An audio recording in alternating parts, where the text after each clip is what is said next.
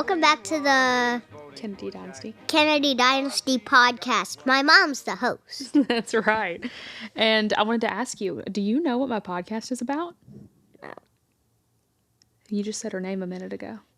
Jackie Kennedy? Jackie Kennedy? And do you know who else? Mr. Kennedy. Yeah, President Kennedy. You've learned about the presidents in school, right? Yeah. This is my oldest daughter, and she's so smart and so wonderful, and I'm so excited to have her introing the podcast today. Do you want to tell everybody what your favorite color is? Orange, red, and black. That's right. Good combo. And tell me what your favorite animal is. Lions, tigers, and cheetahs. What do you want to be when you grow up? I have 3 things. Okay. A hairstylist, my own company called Build It, and then I want to work as a restaurant as a waiter. I love that. You like to build stuff for it, don't you? Uh-huh. What'd you build today? A car. Out of what? Cardboard. That's right. You're my smarty-arty. Do you want to start our first segment? First up are in the news segment. Thank you very much for introing. Good job. High five. Well, you just heard the cutest intro ever by one of my daughters. She has wanted to be on the podcast for a while, and she's out of school on fall break this time, so I was like, absolutely, you can record the intro. So that was very exciting for her, and I hope you enjoyed it. I am back. Long time no talk, you guys, and I am so sorry it's been so long, but I've been insanely busy, but in a really good way. So we're wrapping up filming on Agent Number 9, have a few more shoots of that, and then we headed to post-production, which is very exciting. And then what else have I been doing? Oh, I just got back from the Presidential Site Summit with the White House Historical Association, which I'm a Next Gen leader through. If you follow me on Instagram, which you should, Alyson L. Holland, then you can follow along all of my journey of production and Next Gen stuff and still Kennedy Dynasty stuff. All the things are there.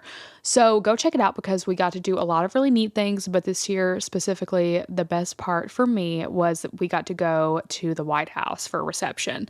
Dr. Biden spoke to all of us, and then we had hors d'oeuvres and wine, and we were able to just kind of walk around the White House and go in all the rooms. And I say all the rooms, I mean main floors. But go in the blue room and the green room and the red room and East room and all of these amazing rooms just kind of as we pleased, which was really, really neat and just kind of a pinch me moment a little bit. So it was wonderful. Go check out my pictures on my Instagram at Alyson L. Holland. Along with that, I have very exciting news that you would have seen if you follow me on Instagram, but Lisa McCubbin Hill and I have partnered together to create our own production company called Holland Hill Productions. We are very, very excited to be doing this together. We just click so well and we get each other and we just know that this is what we're supposed to do and we're supposed to work together. And our overall goal for this production company is to bring history to life through stories of courage, humanity, and unexpected heroes. We have a few projects already in the works, which is very exciting, but so you'll have to stay tuned for that. Follow us on Instagram and Facebook at Holland Hill Productions to keep up and see what we have coming out. Now let's finally get to that in the news segment that my daughter was talking about. It's a good one this week. Big news story of the past 7 days.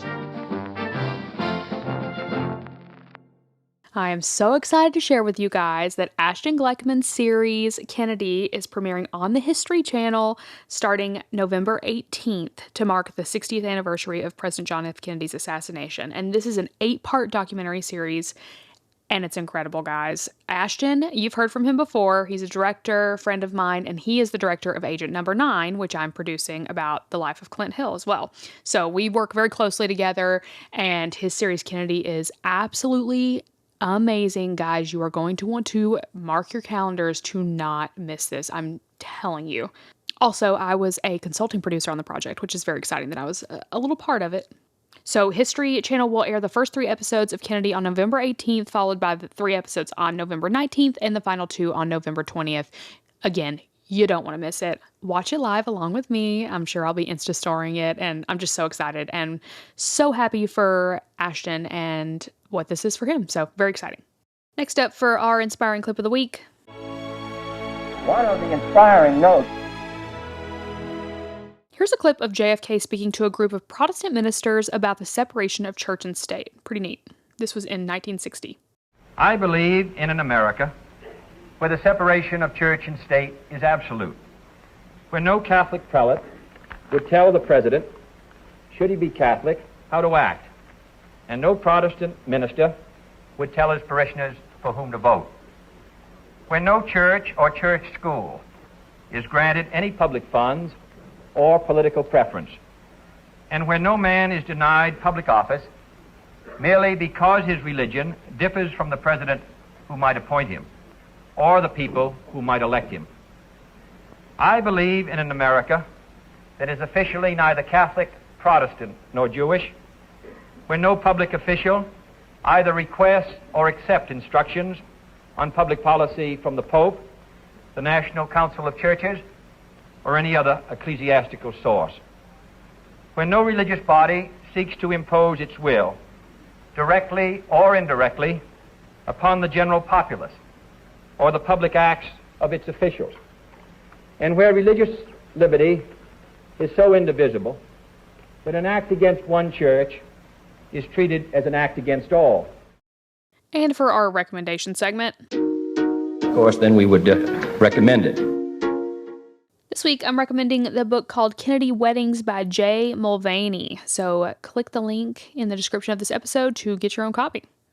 Let's get to our episode. This week, we're going to talk about the wedding of JFK and Jackie, which, of course, I've talked about it vaguely in different episodes, talking about their relationship or even talking about Jackie's wedding gown, different things like that. But we're going to really dive into their wedding this week because it was just recently on September 12th, the 70th anniversary of their wedding day, which is incredible. So our sources today are JFK Library, Life, Vanity Fair, Vogue, Biography, Express, and that is it. So let's get started.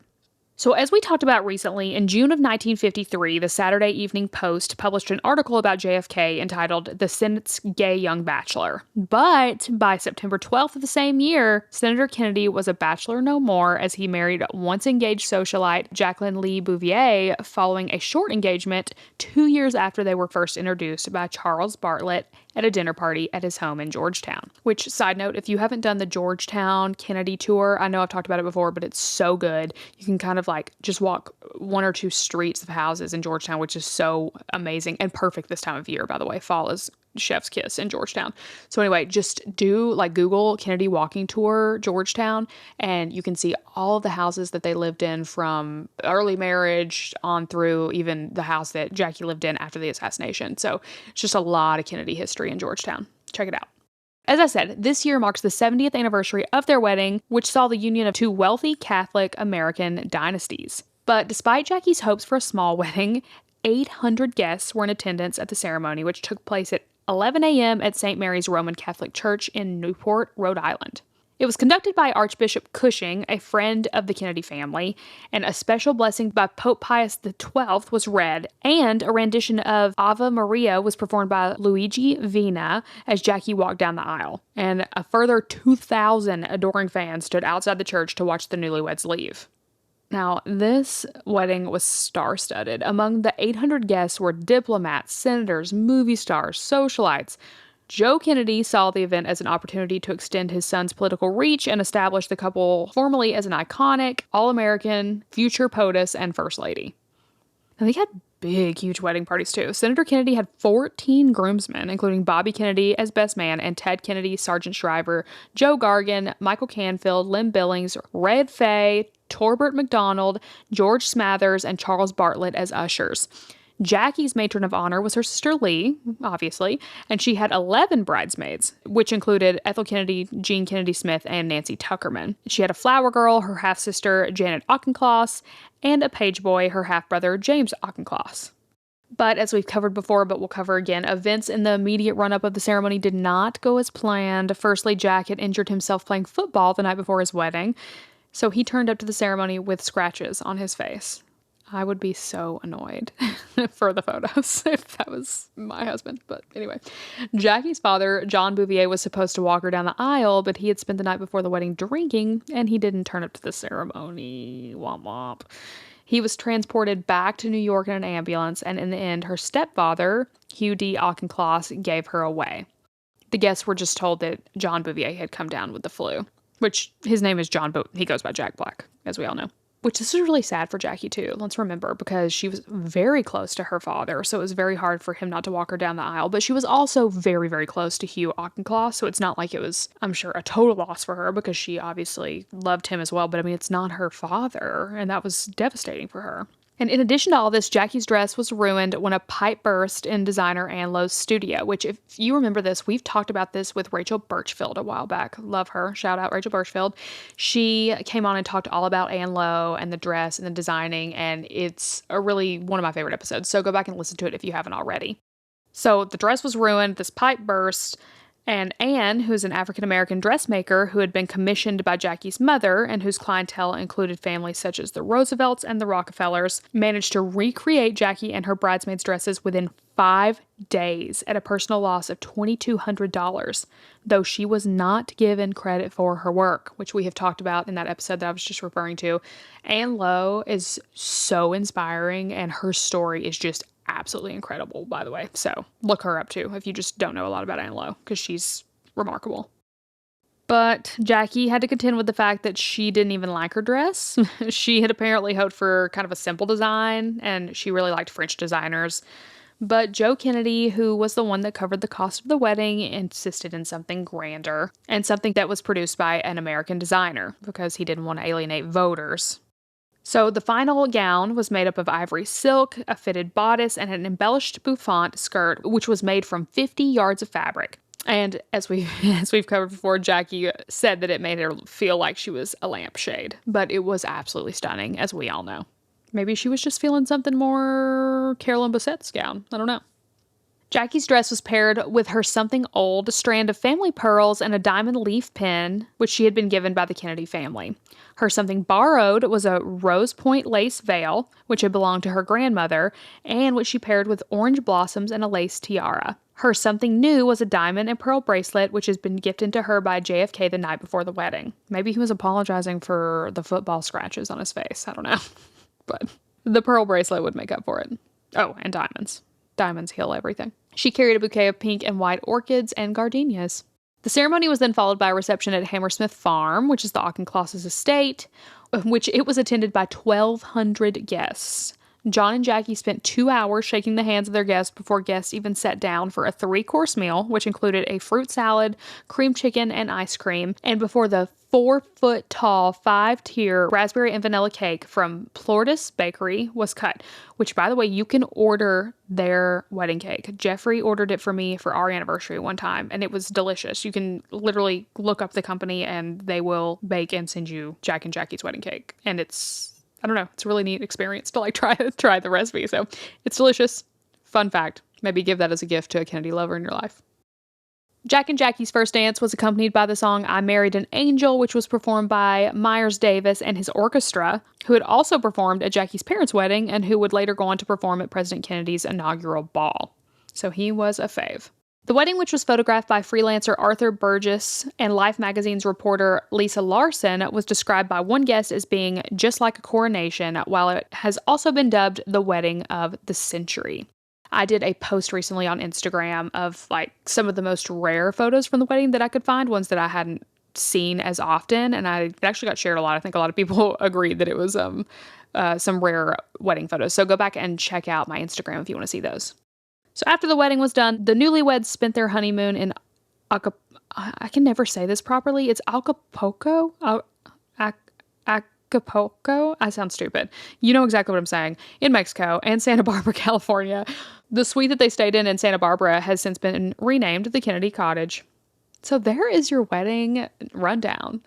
I love a good wedding, and obviously this was the wedding of the century, so it had to be covered. And, I mean, gosh, 70 years ago, the anniversary just made sense. All right, that's all I've got for you guys. Again, thank you for putting up with me being kind of sketchy with putting out my episodes. I'm not putting them out as regularly as I normally obviously would, but production schedules and everything's been kind of crazy, so I appreciate you guys bearing with me during this crazy season of my life. I'm hoping to get a little more regular with the schedule soon. And again, follow along with my journey. I think I've said, drink every time Alyson says Instagram. Good Lord, I've said it like 500 times, but that's just the best way to keep up with me because I post there fairly regularly, and you can kind of be like, like, if you're like, where the hell's Alyson? Why has she not posted a podcast in forever? Then you can go to my Instagram and find out, oh, she's in wherever. She's traveling. She's working on this project. So anyway, keep up there. Make sure you visit my merch shop.